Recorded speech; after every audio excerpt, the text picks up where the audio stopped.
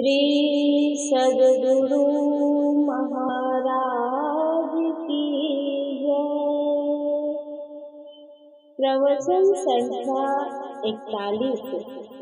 जहाँ रहो सत्संग करो। पूज्य संत जन, आपको मैं बारंबार प्रणाम करता हूँ। आपको कुछ सुनाकर आनंदित करूं, मैं इस योग्य नहीं, क्योंकि आप मुझसे विशेष हैं।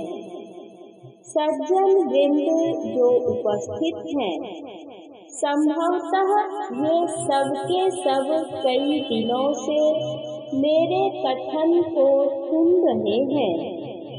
इनसे भी कुछ विशेष कहना नहीं है, केवल कही हुई बातों को पुनः कहकर इन्हें स्मरण दिलाना है। मेरे पूज्य गुरुदेव ने मुझे आज्ञा दी थी कि जहाँ रहो सत्संग करो। सत्संग की विशेषता पर अपने देश में घटित प्राचीन काल की एक कथा है। गोपी चंद एक राजा थे। उनकी माता बहुत बुद्धिमती और योग की ओर जाने वाली साधिका थी। वे योग जानती थी और करती भी थी। उनके हृदय में ज्ञान, योग और भक्ति भरी थी। गोपी चंद वैरागी हो गए थे। गुरु ने कहा, अपनी माता से भिक्षा ले आओ। वे माता से भिक्षा लेने गए। माता जी बोली, भिक्षा क्या दूं? थोड़ा सा उपदेश लेकर जाओ। वह यह है, बहुत मजबूत किले गढ़ के अंदर रहो, बहुत स्वादिष्ट भोजन करो और मुलायम सैया पर सो। यही भिक्षा है, जाओ। गोपी चंद बोले, आपकी ये बातें मेरे लिए पूर्णतः विरुद्ध हैं। माता जी बोली, पुत्र, तुमने समझा नहीं। मजबूत गढ़ सत्संग है, इससे दूसरा और कोई मजबूत गढ़ नहीं है। जिस गढ़ में रहकर काम क्रोधादिक विकार सताते हैं, जिससे मनुष्य मनुष्य नहीं रह जाता और वह पशु एवं निशाचर की तरह हो जाता है, वह गढ़ किस काम का? संतों का संग ही ऐसा गढ़ है, जिसमें रहकर विचारों का आक्रमण रोका जाता है और उनका दमन करते करते नाश किया जाता है।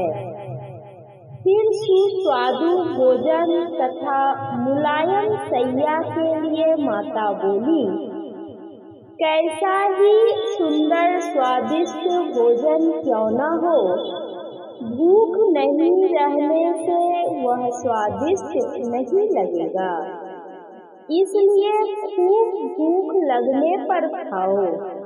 मुलायम बिछावन वह है कि जब तुमको खूब नींद आवे, तब तुम कठोर व कोमल जिस किसी भी बिछौने पर सो, वही तुम्हें मुलायम मालूम पड़ेगा। यह शिक्षा सबको धारण करने योग्य है।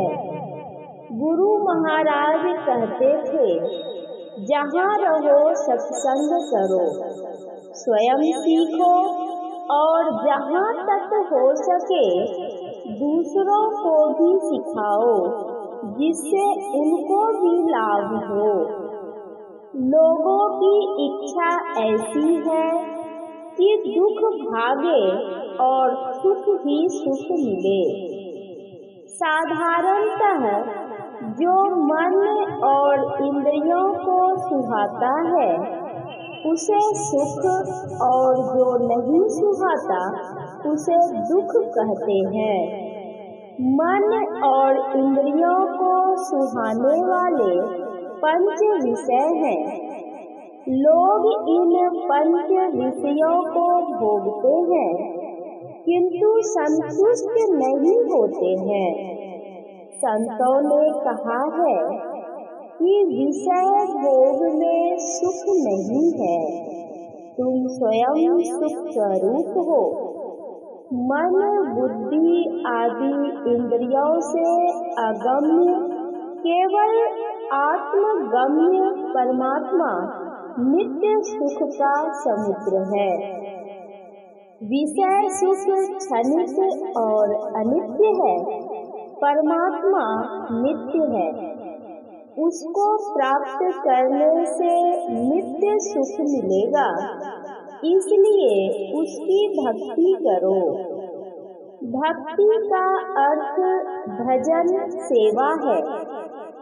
जिसकी भक्ति करेंगे वह पदार्थ रूप में कैसा है, यह नहीं जानने से उसकी सेवा भक्ति नहीं की जा सकती।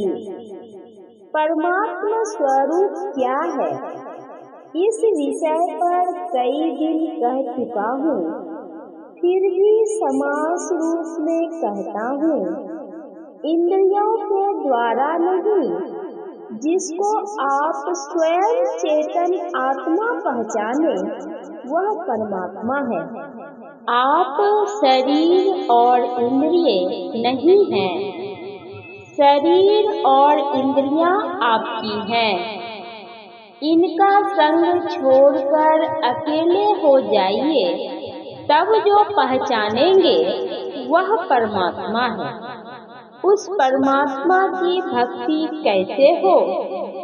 जैसे गंगा जी स्नान करने अथवा किसी विशेष देवालय में लोग जाते हैं, तो यह जाना गंगा तथा देवालय के देवता की भक्ति है। वैसे ही अपने को जब आप शरीर और इंद्रियों से छुड़ा सकेंगे, तभी परमात्मा को पाएंगे। यही भक्ति है। इसके लिए गमन करना होता है। शरीर और इंद्रियों से ऊपर उठना, यही गमन है, जाना है। प्रभु सर्वव्यापी है, किंतु यहाँ उन्हें पहचान नहीं सकते।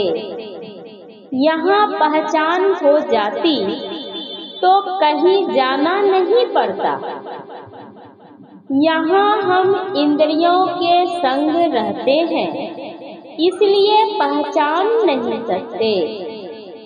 आँख पर रंगीन चश्मा लगाने से संसार के पदार्थ उसी रूप के मालूम होते हैं जिस रंग का वह चश्मा है। या आँख पर पट्टी लगाने से कुछ भी नहीं देख सकते। हमारे ऊपर जड़ का आवरण है, इसके रहने से कुछ सूझता ही नहीं है। इंद्रिय रूपी चश्मा लगा है। गोस्वामी तुलसीदास जी के वचनानुकूल गो गोचर जहाँ लगी मन जाई, सो सब माया जानहु भाई। हरे पीले जो देखने में आते हैं सभी माया है। परमात्मा को पहचानने की शक्ति उस चश्मे में नहीं है। उस चश्मे को उतार कर देखो। जिस प्रकार रज्जु में सर्प का भ्रम होता है, उसी प्रकार ब्रह्म में जगत का भ्रम होता है। यह शंकर स्वामी के ज्ञान के अनुकूल है तथा गोस्वामी तुलसीदास जी ने उसी के अनुकूल कहा है। रजत सीप महाभास जिमी जथा भानु करवारी यद्यपि मृषातिहु काल सो ब्रह्म न सकै को उटारी सियावर रामचंद्र सतगुरु शरणम। यही विधि जग हरि आश्रित रहि यद्यपि असत्य देत दुख आहइ। जब तक पूर्व कथित पत्ती और चश्मे नहीं उतरेंगे तब तक उपर्युक्त भ्रम दूर नहीं होगा। इन पट्टी और चश्मे से ऊपर होना है। हम पर चश्मा और पट्टी नहीं रहे, हम अकेले रहे। ईश्वर अंश जीव अविनाशी चेतन अमल सहज सुख राशि। केवल यही रहे सो माया वश भय गुसाई बंधेउ कीर मरकट की नाई। चेतन आत्मा पर यह वश्यता नहीं रहे तब वह परमात्मा स्वरूप को पहचान सकती है। इन आवरणों से छूटने के लिए चेतन आत्मा को जहाँ जाना होगा वहाँ उसे जाना चाहिए। संतों ने कहा, बाहर में जहाँ जाओगे शरीर और इंद्रियों के साथ जाओगे। अपने अंदर जाने से शरीर और इंद्रियों से छूटते हुए जाओगे और अंत में पूर्ण रूपेण इनसे छूट जाओगे। इसके लिए जागृत और स्वप्न की स्थिति पर विचार करो। जागृत में रहने पर बाहर संसार के कामों को करते हैं। स्वप्न में बाहर की कोई इंद्रिय बाहर में कुछ काम नहीं करती। मुंह में मीठा डालने पर भी स्वाद मालूम नहीं होता। जग जाओ तब मीठा लगेगा। इसका यह कारण है कि जागृत में चेतन धारा इंद्रियों के घाटों पर रहती हुई काम करती है और स्वप्न में बाहरी इंद्रियों के घाटों से सिमटकर अंतर्मुख हो मनोमय कोश में रहती है और वही काम करती है। फिर जागृत अवस्था में स्वाभाविक ही वह बाह्य इंद्रियों के घाटों पर आ जाती है।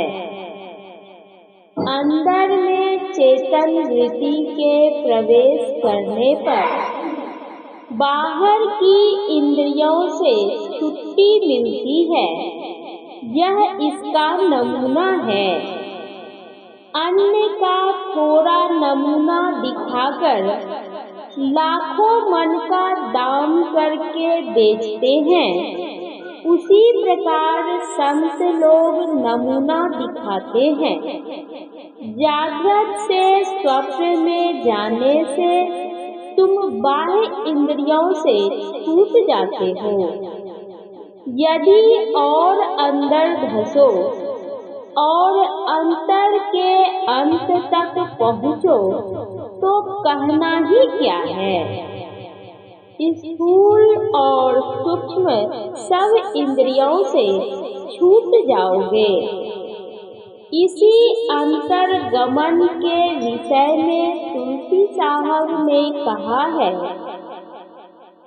हिय नैन सैन सुचैन सुंदरी, साज श्रुति पीयू पै चली, गिरि गवन गोह गुहारी मारग, चढ़त गढ़ गगना गली, जहाँ ताल तट पट पार प्रीतम,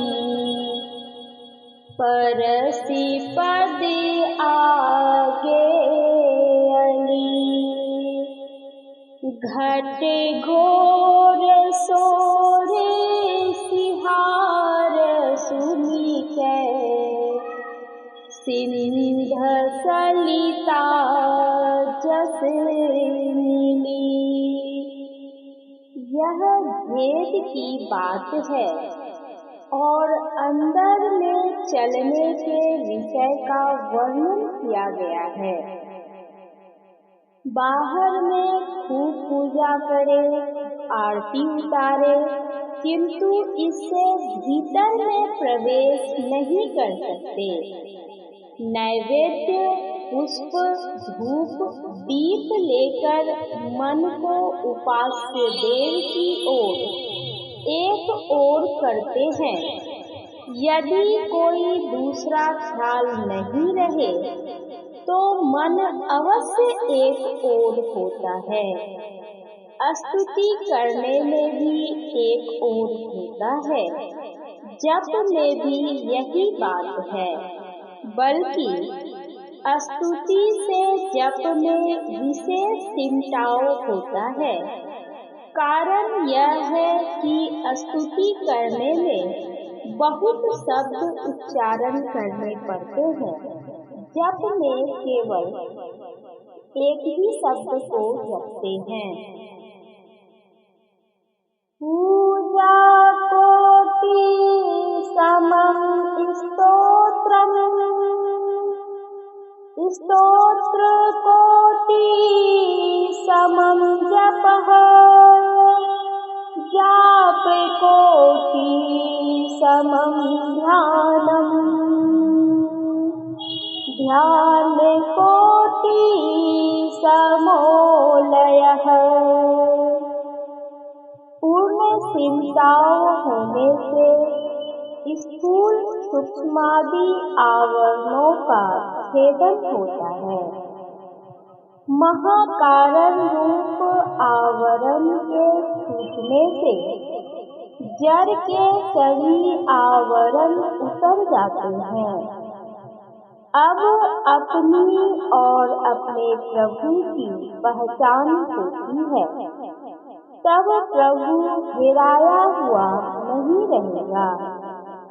इसी का प्रचार हमारे गुरु महाराज करते थे और मैं भी इसी का करता हूँ और इसी विषय को जहाँ जाता हूँ सुनाता हूँ, समझाता हूँ। किंतु यदि किसी तरफ जाना चाहे और पीछे को पिछड़ता रहे तो निर्दिष्ट स्थान पर कैसे कोई पहुंच सकता है। बाबा नानक ने कहा, सूचे भारे साचु समावे, विरले सुचाचारी।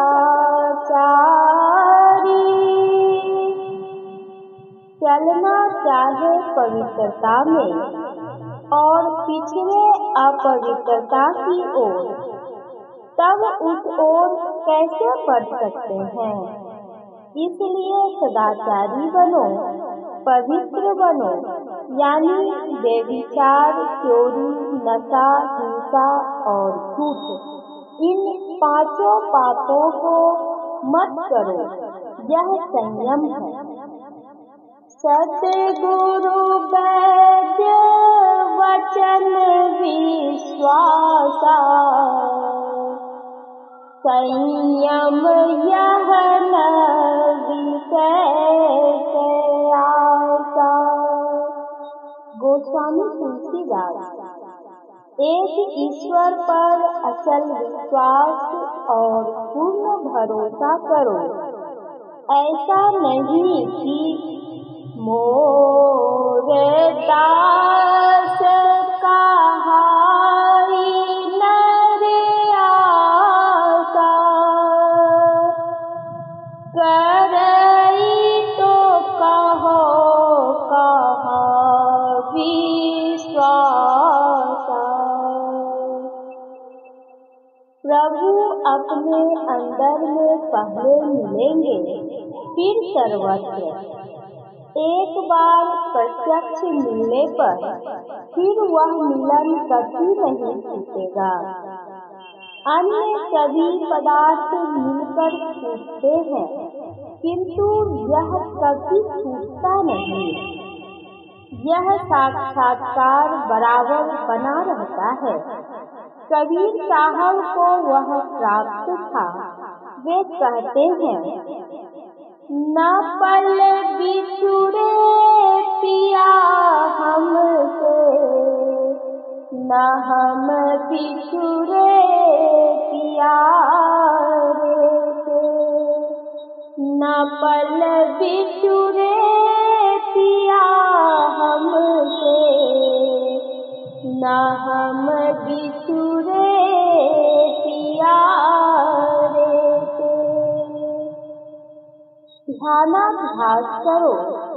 त्रैकाल संध्या प्रसिद्ध है। ब्रह्म मुहूर्त में उठकर भजन करो। दिन में स्नान के बाद करो। स्नान करने से मस्तिष्क ठंडा रहता है। इस ठंडे मस्तिष्क में भजन अच्छा बनेगा। फिर सायंकाल पैर हाथ धोकर भजन करो। फिर दूसरा काम करो। रात में सोते समय 2 मिनट भी भजन करके उसमें मन लगाते हुए सो जाओ तो बुरा स्वप्न नहीं होगा। इसके अतिरिक्त सब कामों को करते हुए भजन में मन लगाते रहो। तन काम में मन राम में। संत पलटू साहब ने कहा है, कमठ दृष्टि जो लावई, सो ध्यानी परमान, सो ध्यानी परमान, सूरत से अल्लाह से गए, आप रहे जल माही, सूखे में अंदाज गए। जैसे पनिहारी कलश भरे, मार्ग में आवे, कर छोड़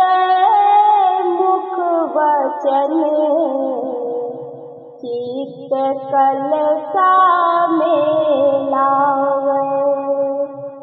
हनी मनी धरे उतार आप चरने को जावे। वह गाफिल ना करे सूरत मनी माही रहावे। परंतु कारज सब करे सूरत रहे अलगान। कमठ दृष्टि जो लावई सो ध्यानी परमान। सो ध्यानी परमान सूरत से अंधा से गए। बंगाल में बाउल नाम के एक संप्रदाय के साधु होते हैं। वे एक हाथ से तंबूरा और दूसरे हाथ से करताल बजाते हैं और मुंह से गाना भी गाते हैं। इसी तरह हे संसारी जीव, तुम भी दोनों हाथों से संसार के सब काम करते जाओ और मुख से भगवान का नाम जपा करो, चूको मत। रामकृष्ण परमहंस। मतलब यह कि काम करते और चलते फिरते हुए भी किसी न किसी तरह जप या मानस ध्यान द्वारा उस ओर आपका ख्याल लगा रहे। जो कहते हैं कि भजन करने के लिए मुझको समय नहीं है, यह बहुत गलत बात है। जप तप करने के लिए समय है, सिनेमा देखने के लिए समय है और भजन करने के लिए समय नहीं है। यह बहुत गलत बात है। फिर सबकी जड़ है गुरु की सेवा करो। आज्ञा सम्य सुसाहिब सेवा। एक सर्वेश्वर पर ही अचल विश्वास, पूर्ण भरोसा तथा अपने अंदर में ही उनकी प्राप्ति का दृढ़ निश्चय रखो और नित्य सत्संग करो।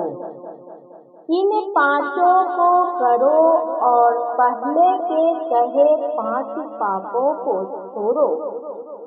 यदि भूल से 5 पापों में से कोई हो जाए तो झूरो, पछताओ, ईश्वर से प्रार्थना करो कि फिर ऐसा कर्म मुझसे नहीं बने। स्वयं सचेत रहो और पापों से बचने के लिए शक्ति लगाओ। मन पवित्र करो, क्योंकि पवित्र मन वाले को ही समाधि लगती है। सहज विमल मन लागी समाधि। चंचलता में दुख होता है, स्थिरता में सुख है।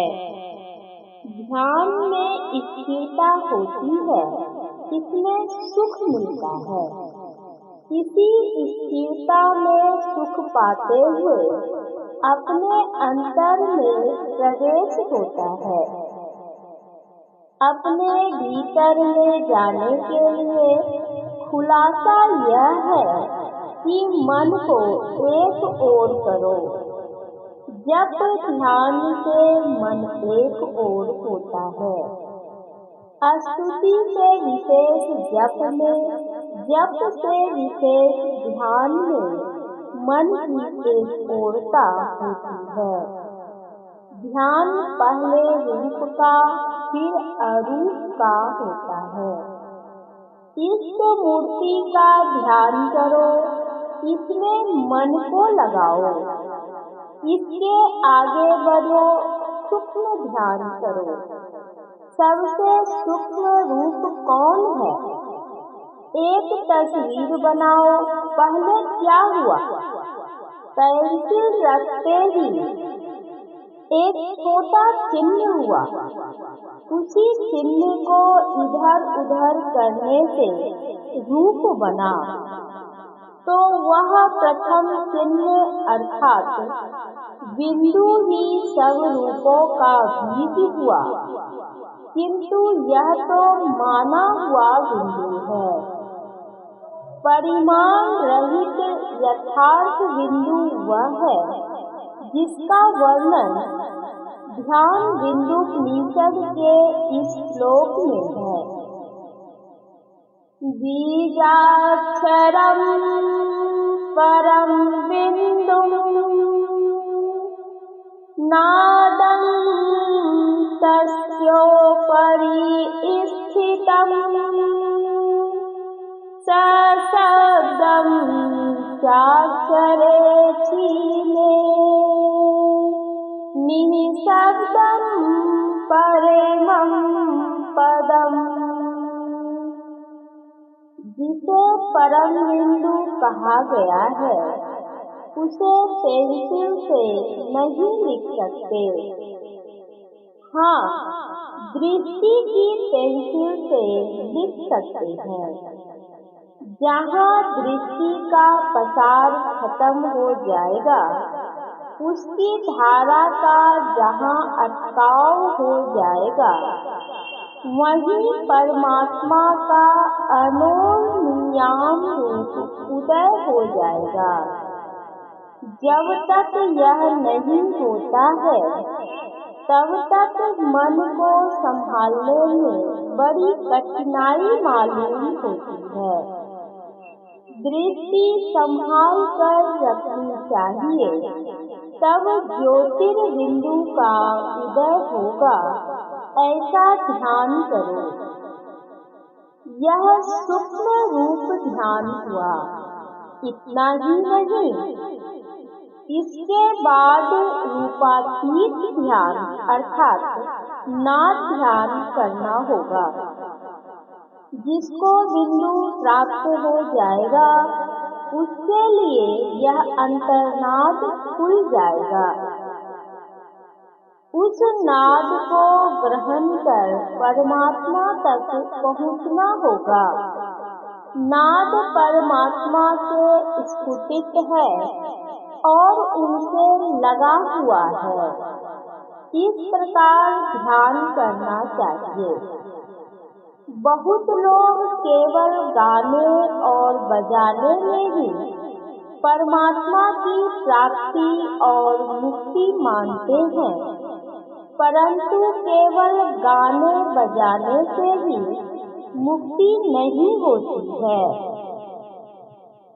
मुक्ति न होवे नाचे गाए, मुक्ति न होवे मृदंग बजाए,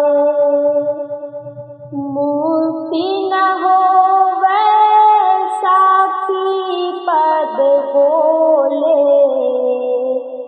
मुक्ति न होवे तीरथ डोले। गुप्त जाप जाने जो कोई, कहे कबीर मुक्त भल सोई। गुप्त जप के लिए ऐसा कहा गया है। जाप अजपा हो सहज धुन, परख गुरु गम धारिये। होत ध्वनि रसना बिना करे माल, बिनु निर्वारिये। कबीर साहब। मुख कर की मेहनत मीठी, सतगुरु करी सहाय। घट में नाम प्रगट भया, बक बक मरै बलाय। सहजे ही धुन होत है, हर रम घट के माही। सूरत सद मेला भया, बिछुरत कबहू नाही। कबीर साहब, संतों का अजपा जप है। स्वामी शंकराचार्य ने भी कहा है, भेरी मृदंग शंखाद्याहत, नादे मनः क्षणं रमते, किम पुनर्नाहते अस्मिन्, मधु मधुरे अखंडिते स्वच्छे। प्रबोध सुधाकर, नादानुसंधान।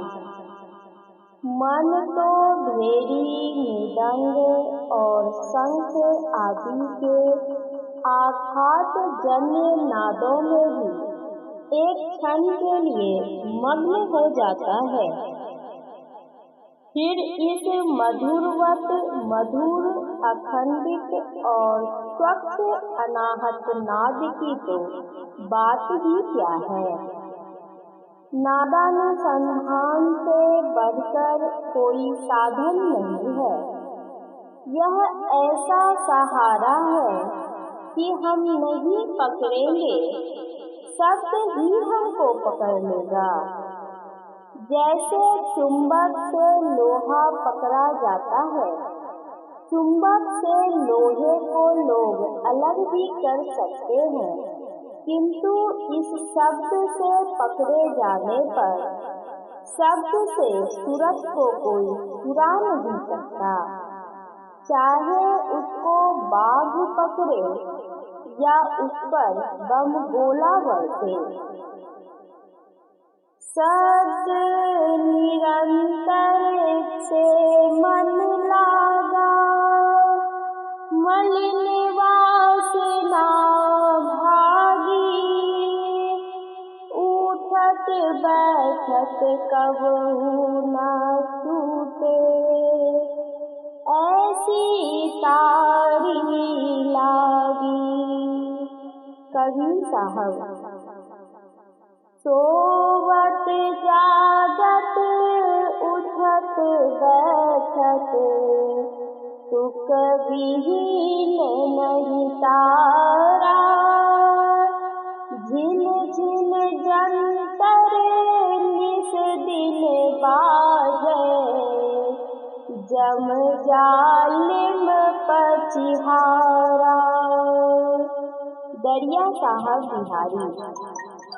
यदि कहा जाए कि साधन एक शरीर में समाप्त नहीं होगा, तो साधन का कष्ट व्यर्थ ही किया जाएगा।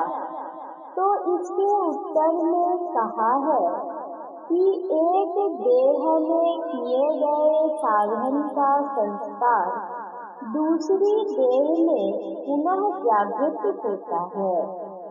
इसलिए एक देह में साधन समाप्त नहीं होगा, तो दूसरी व तीसरी देह में कभी न कभी अवश्य समाप्त हो जाएगा। साधना में सफल होने के लिए कितने लोग कृपा मांगा करते हैं, किंतु कृपा केवल मांगने से नहीं होती, कृपा पात्र बनना चाहिए, तब बिना मांगे ही कृपा मिलती रहेगी। टीले पर पानी बरसने से भी गहरे में जाकर पानी जमा होता है, इसलिए अपने को पात्र बनाओ। इसके लिए घर छोड़ने की जरूरत नहीं, कभी शहर के अनुकूल चलो। अब भूले को घर लावे, सो जन हमको भावे।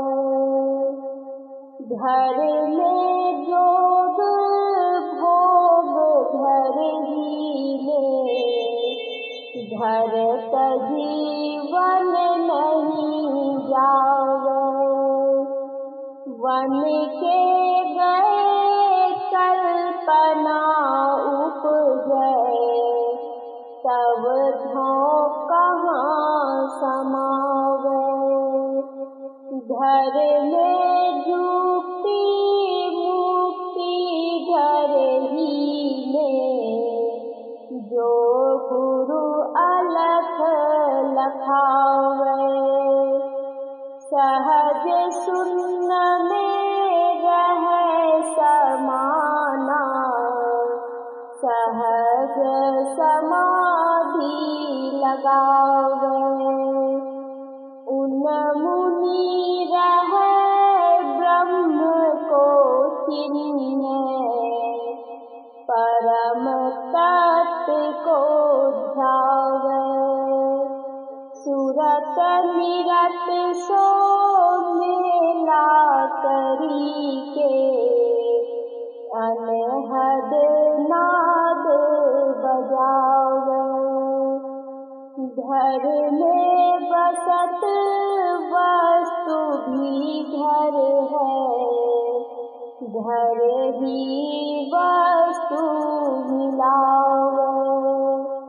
कह कबीर सुनो हो अवधू, ज्यों का त्यों ठहरावे। संसार में कैसे रहोगे, अब यह भी सुनो। संसार में महात्मा गांधी जी के समान रहो, अर्थात संसार के भी सब कामों को करो और परमार्थ के साधन को भी निभाते जाओ। इसलिए महात्मा जी के निधन होने पर सब राष्ट्रों ने अपना अपना झंडा झुकाया। अमेरिका, इंग्लैंड तथा रूस आदि सभी राष्ट्रों ने झंडा झुकाया। हम लोगों को स्वराज्य मिला है, किंतु सुराज्य नहीं। यहाँ चोरी, घूसखोरी और नैतिक पतन आदि वर्तमान है, जिससे जनता में दुख फैला हुआ है। इनसे बचने के लिए संत मत उपदेश करता है। कानून से नैतिक पतन छूट नहीं सकता। कानून चलता ही है और फूस चलते ही हैं। जहाँ झूठ नहीं वहाँ घूस कहाँ से आवे। इसलिए सदाचार का पालन करो। सदाचार के पालन से स्वराज्य में सुराज्य हो जाएगा। हमारा देश द्रव्य के लिए महाकंगाल है। लाचारी है, कमाओ, जमा करो, किंतु सच्ची कमाई करो। हम देखते हैं कि शब्द के लिए भी हम कंगाल हो गए हैं। अपनी भाषा से अपनी भावों को प्रकट नहीं कर सकते। अपने शब्दों को भूल गए। हम लोग हिंदू नहीं, हमारी भाषा हिंदी नहीं और हमारा देश हिंदुस्तान नहीं। हिंदू, हिंदी और हिंदुस्तान ये तीनों शब्द हमारे देश की भाषा के शब्द नहीं है। दूसरी बात है कि अपनी भाषा में दूसरे की भाषा को फेंक कर नहीं बोलो। आजकल ऐसा हो गया है कि जो एक अक्षर भी अंग्रेजी लिखना पढ़ना नहीं जानता है, वह भी अपनी भाषा में अंग्रेजी शब्दों को मिला कर बोलता है। यहाँ तक कि घर की माई दाई भी समय के स्थान पर टाइम बोलती है। टाइम नहीं बोल सकती है तो टेम बोलती है। यह बात अच्छी नहीं। सब कोई सदाचार का पालन करो, सब दुख भाग जाएंगे।